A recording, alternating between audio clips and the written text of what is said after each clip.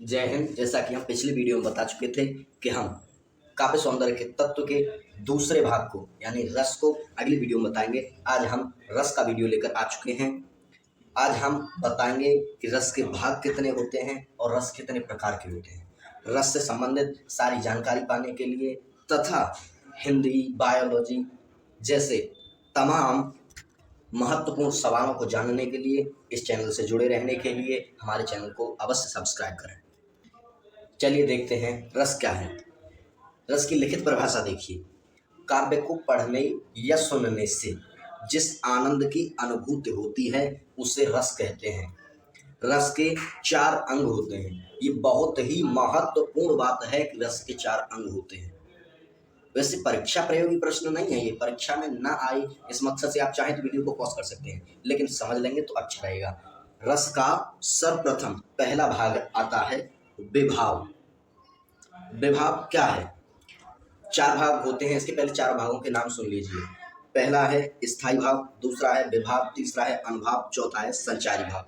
अब आइए एक एक करके सभी को देखते हैं। पहला आता है स्थायी भाव। स्थायी भाव क्या है? किसी लेख को पढ़कर, सुनकर या किसी दृश्य को देखकर हम जैसा रिएक्ट करते हैं। किसी दृश्य को देखकर, किसी लेख को पढ़कर या किसी कहानी वगैरह को सुनकर हमारी जो पूर्णावस्था होती है यानी जो हृदय की अवस्था होती है हमारी कि हम अभी क्या कर रहे हैं, बस वही अवस्था हमारी स्थायी भाव कहलाता है। जो हमारे मन में जो भाव आता है, अभी बहुत अच्छे एग्जाम्पल से मैं समझाऊंगा अभी आपको। दूसरा आता है विभाव। यह वह भाव है, विभाव यानी वह भाव। कौन सा भाव? जो कि स्थायी भाव का कारण है। स्थायी भाव का कारण कह लो। स्थायी यानी स्थायी भाव को जन्म दे रहा है। स्थायी भाव का जन्म कैसे हुआ? सपोज दैट आप जंगल में गए, जंगल में आपका मुकाबला एकदम शेर से हो जाता है। जैसे ही आपने शेर को देखा, शेर को देखते ही आपको डर लगने लगा। अब आपके हृदय में कौन सा भाव स्थायी है? फिलहाल में कौन सा वर्तमान है? यानी भय वर्तमान है, तो स्थायी भाव भय हुआ आपका। अब आता है विभाव। कौन सा है? विभाव कौन सा है? तो विभाव वह है जिसने डर को जन्म दिया है, यानी भय जो है, भय को जन्म दिया है विभाव ने। यानी किसने जन्म दिया है? अभी सवाल आता है ना, किसने जन्म दिया है? तो इसके 2 भेद हैं, विभाव के 2 भेद हैं। एक किसने जन्म दिया है और एक उसको बढ़ावा कौन दे रहा है। सुनिएगा। पहला है आलम्बन, दूसरा है उद्दीपन। आलम्बन क्या है? आलम्बन होता है परिस्थिति का कारण, यानी विभाव कहता है कि स्थायी भाव को जन्म देने का कारण। तो ये परिस्थिति का कारण यानी डर उत्पन्न हुआ हमारे हृदय में। डर किस परिस्थिति के कारण उत्पन्न हुआ? शेर को देखने के कारण। ठीक है, तो ये हो गया विभाव का आलम्बन। अब आता है उद्दीपन। उद्दीपन क्या है? आपने शेर को देखा, अभी आलम्बन सुनिए। आपने शेर को देखा, शेर को देखते ही आपके हृदय में डर हुआ, ये आपका स्थायी भाव हुआ। अब जो डर किसके कारण हुआ? शेर के कारण हुआ, ये विभाव का आलम्बन हुआ। अब आता है उद्दीपन। अगर शेर ने वहीं खड़े होकर आपको दहाड़ मार दी, यानी अभी तो आप डरे थे, अब शेर ने आपकी तरफ देखा और शेर आपकी तरफ देखकर दहाड़ मारने लगा या कोई प्रतिक्रिया करने लगा, तो आपके तो पसीना छूट जाएंगे। बस यही होता है उद्दीपन में। उद्दीपन कहता है कि परिस्थिति के कारण को, परिस्थिति का जो कारण है यानी शेर, अगर वो शेर आपके भाव को उत्तेजित करे, यानी आप डर रहे थे, उसने दहाड़ मारी और ज्यादा डरा दिया, उत्तेजित करना ही उद्दीपन कहलाता है। अब चलिए आगे बढ़ते हैं। अब आता है अनुभाव। अनुभाव क्या है? उत्पन्न परिस्थिति के समक्ष शारीरिक क्रिया। नहीं समझे? समझिएगा। भाव कौन सा भाव? जो हम प्रकट कर रहे हैं। जैसे कि हमने शेर को देखा, विभाव हो गया, आलम्बन हो गया, उद्दीपन हो गया, स्थायी भाव हो गया। अब हम क्या करेंगे? अब हम डर के मारे कांपेंगे, हमारे शरीर से पसीना छूटेगा, मुंह को हम ऐसा वैसा बनाएंगे, डरेंगे, काफी सारे हाथों की मुट्ठियां बंद करेंगे। ये जो हम प्रकट कर रहे हैं, ये जो हम अनुभव प्रकट कर रहे हैं, उसके प्रति भाव प्रकट कर रहे हैं, भय के प्रति, ये होता है अनुभव। जैसे कांपना, झूमना, रोना, डरना, भागना इत्यादि। अब आता है चौथे नंबर पर संचारी भाव। संचारी भाव क्या है? उत्पन्न परिस्थिति के समय मन में आने वाले ख्यालात। यानी कौन सी परिस्थिति उत्पन्न हुई? सपोज दैट हमने शेर को देखा, हम कांप रहे हैं। अब कांप रहे हैं, अब मन में क्या चल रहा होगा? बचने का कोई रास्ता है, बंदूक मिल जाए, अरे मैं पापा फोन कर देता हूँ, पापा जी बंदूक लेकर आ जाते, या किसी फॉरेस्ट टीम को लेकर आ जाते, मुझे बचा लेते। तो ये जो संचारी भाव है, ये जो भाव संचरण कर रहे हैं आपके दिमाग में, इन्हें कहते हैं संचारी भाव। अब आपके अंग समाप्त हुए, अब रस के प्रकार शुरू होते हैं। रस के अंग और रस के प्रकार। रस के अंग हमने आपको समझा दिए, विभाव, अनुभाव, संचारी भाव, स्थायी भाव। अब आते हैं रस के प्रकार यानी भेद, जिनमें से पहला आता है श्रृंगार रस। देखिए यहाँ हम एक बहुत महत्वपूर्ण बात आपको बताते चले, कोई भी रस आ जाए, हम एक परिभाषा की ऐसी ट्रिक बता रहे हैं जिस ट्रिक को ही मैंने अपने सारे रसों में प्रयुक्त किया है, आप भी उसे प्रयोग कर सकते हैं। परीक्षा की दृष्टि से बहुत ही महत्वपूर्ण है। आप देखिए, आपको किसी भी रस की परिभाषा बनानी है, आप सीधे सीधे एक परिभाषा याद कर लीजिए, एक लाइन की। उस परिभाषा में बस आपको करना क्या है, इतना हेरफेर करना है कि जिस रस की परिभाषा बनानी है बस उस रस का उसमें नाम और स्थायी भाव जोड़ना है। जैसे कि देखिएगा, श्रृंगार रस आता है, सर्वप्रथम श्रृंगार रस आता है। अब यहाँ इसकी परिभाषा है, जहाँ विभाव, अनुभाव एवं संचारी भाव के संयोग से, यहाँ लिख देंगे अपना स्थायी भाव, जिस रस की परिभाषा बना रहे हैं, रति नामक स्थायी भाव उत्पन्न होता है वहां। अब यहाँ रस का नाम लिख देंगे, श्रृंगार रस होता है। It's finish. आपको कोई ज्यादा लंबी चौड़ी तगड़ी परिभाषा याद करने की जरूरत नहीं है। अब आप समझे, जहाँ विभाव, अनुभाव एवं संचारी भाव के संयोग से, विभाव, अनुभाव, संचारी भाव, स्थायी भाव सभी हम आपको बता चुके हैं। अब डायरेक्ट आप उदाहरण देखिए, उदाहरण देखते हैं। उदाहरण क्या कहता है? अब उदाहरण पहले नहीं देखेंगे, पहले क्या देखेंगे? पहले देखेंगे कि श्रृंगार रस दो प्रकार के होते हैं। चलिए आपको श्रृंगार रस का एक उदाहरण बताई देते हैं। श्रृंगार रस का एक उदाहरण है, जैसे कि ये गाना है, चाहा है तुझको चाहूंगा हरदम।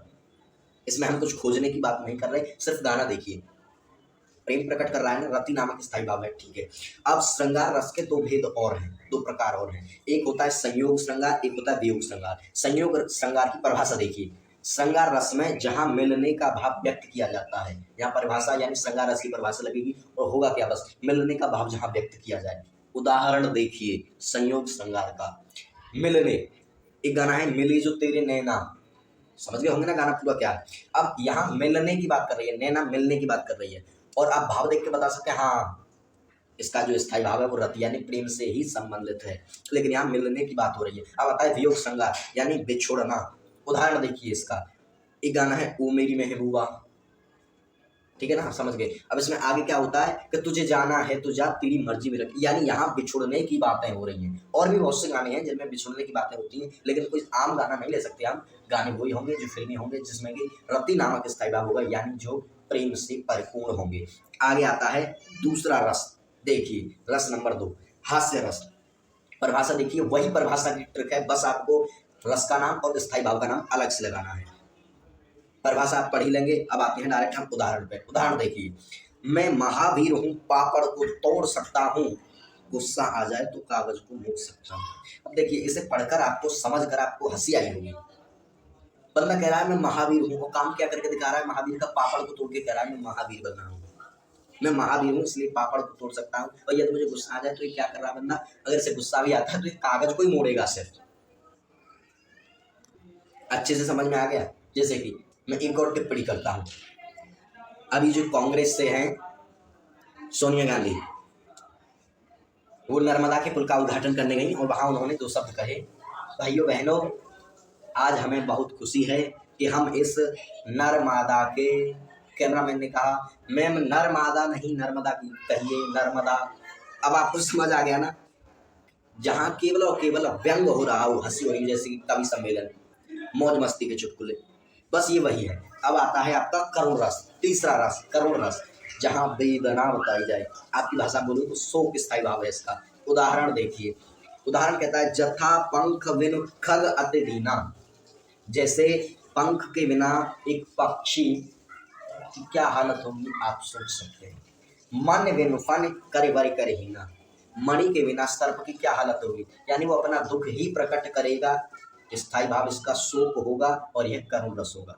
आइए अब हम तीसरे रस की तरफ बढ़ते हैं, चौथे रस की तरफ बढ़ते हैं। चौथा रस आता है हमारा वीर रस।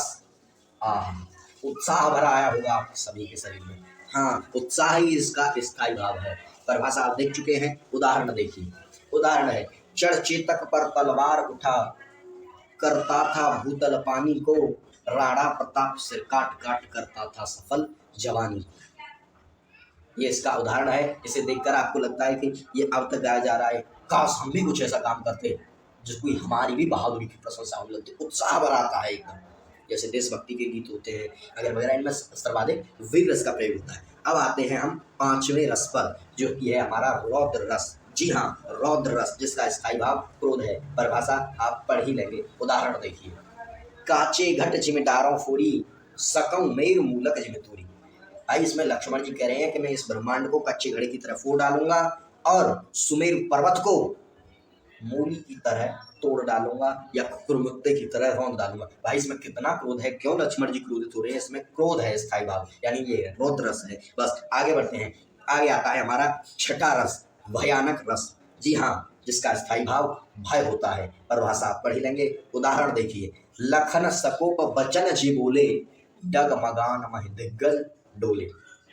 उदाहरण का अर्थ समझिए, जैसे ही लक्ष्मण जी ने इन वचनों का प्रयोग किया, दिशाओं के दिग्गज अपना अपना मार्ग छोड़कर इधर उधर भागने लगे, यानी सभी भयभीत हो गए, अपने मार्ग पर कोई नहीं है, भागने लगे। स्थायी भाव इसका भय होता है, यह रस भयानक है। अब आते हैं सातवें रस पर। सातवां हमारा रस कौन सा है? विभत्स रस, जिसका स्थायी भाव है जुगुप्सा। उदाहरण देखिए, काक गीद ले भुजा उड़ाही, एकत एक छीन ले खाही।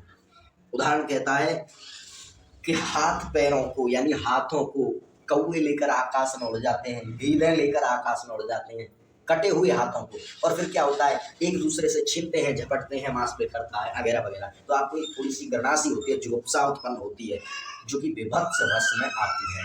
अब आते हैं हम अपने आठवें रस पर, जो है अद्भुत रस। परिभाषा आपके काम की है, इसे जरूर नोट्स बना के रखिएगा। उदाहरण देखिए, यहाँ वहाँ दुई बालक देखा। अद्भुत रस का स्थायी भाव आश्चर्य है। यहाँ वहाँ दुई बालक देखा, मत भ्रम मोर कि आन विशेखा। तो समझ गए होंगे आप, द्वापर युग की पंक्तियों से लिया गया है। एक माता जब बाहर आई तो यहाँ एक बच्चे को देखा, जब अंदर गई तब भी एक बच्चा था, तो सोचने लगी यही बच्चा वहां था, ये बच्चा वहां था, क्या एक कोइंसिडेंस है या फिर मेरा भ्रम है? वो यही तो सोचने लगी। तो आश्चर्य हुआ कि जो बच्चा अंदर था, मैं बाहर आई हूँ, मैंने बाहर आते नहीं देखा, लेकिन वो बाहर उससे पहले कैसे आ गया। अब आता है हमारा नौवां रस, शांत रस। जी हाँ, शांत रस जिसका स्थायी भाव निर्वेद है।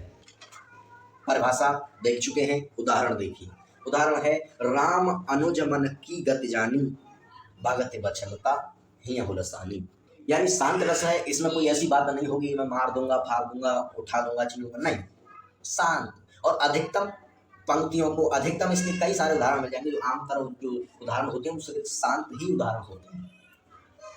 अन्य रसों के उदाहरणों में भी आप जैसे वीर रस वगैरह को छोड़कर शांत रस का उदाहरण देख सकते हैं। आगे आता है हमारा 10वां रस, वात्सल्य रस।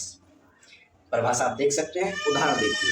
वात्सल्य, वत्सलता में इतने विभोर हो रहे हैं, क्या कह रहे हैं? त्वमेव माता च पिता त्वमेव, त्वमेव बंधु, हमारे सब कुछ आप ही हो, जो कुछ हो आप ही हो। और दूसरा उदाहरण देखिए, ये प्रेम है, इसका स्थायी भाव प्रेम है, ये वो वाला प्रेम नहीं, दूसरा वाला प्रेम है। इसका दूसरा उदाहरण देखिए, मेरी जान तिरंगा है, इसका स्थायी भाव प्रेम होता है। एक प्रेम वो है जो हम अपने गुरु से कर रहे हैं, जो कह रहे हैं त्वमेव माता च पिता त्वमेव, गुरु को जो कुछ सम्मान दे रहे हैं, प्रेम कर रहे हैं, वो एक प्रेम इधर है। और दूसरा वही प्रेम फिर एक फौजी तिरंगा से कर रहा है, व्यक्त कर रहा है, मेरी जान तिरंगा है। समझ रहे हैं ना? आगे आता है 11वां रस। 11वां रस है हमारा भक्ति रस। देखिए, वैसे ये सभी रस आपके शायद, मुझे जहाँ तक पता है, पाठ्यक्रम में नहीं जोड़े जाएंगे, और मैंने सभी रस पढ़ा दिए हैं। आपको जो उचित लगे, आपके जो पाठ्यक्रम में हो, आप उन्हें सम्मिलित करिएगा। वैसे हम आपको जानकारी के लिए बता रहे हैं कि हम आपकी कक्षा 12 की और 11वीं की हिंदी बुक जो है, उस बुक के गद्य खंड के, काव्य खंड के, संस्कृत खंड के तथा कथा साहित्य के लिए धीरे धीरे वीडियो अपलोड करते जाएंगे। आप चैनल से जुड़े रहिएगा। अंत में आता है हमारा 11वां भक्ति रस। परिभाषा आप देख सकते हैं, उदाहरण देखिए। तेरा तुझको अर्पण, भक्ति विभोर में अब एक भक्त भगवान की भक्ति में इतना विभोर हो गया है, वो कह रहा है जो कुछ भी तूने मुझे दिया था तेरा, तुझको सब अर्पण, मैं भी तुझको अर्पण। क्यों अर्पण? दूसरा उदाहरण देखिए, उचित हो सो कीजिए ना था, मुझे कुछ नहीं चाहिए, मैं तुम्हारी पूजा कर रहा हूँ पर मुझे कुछ नहीं चाहिए। क्यों? उचित हो सो कीजिए ना था। आप देखिए मेरे लिए क्या सही है क्या गलत है। क्यों? क्योंकि हित अनहित करे रो रहे हाथा, मेरा हित करो चाहे अहित करो, सब कुछ तुम्हारे हाथ में। क्यों? अगर आप मेरा अहित करोगे, मुझे नुकसान दोगे, तो भी तुम्हारा ही नुकसान है, क्योंकि मैं तुझको ही अर्पण हूँ।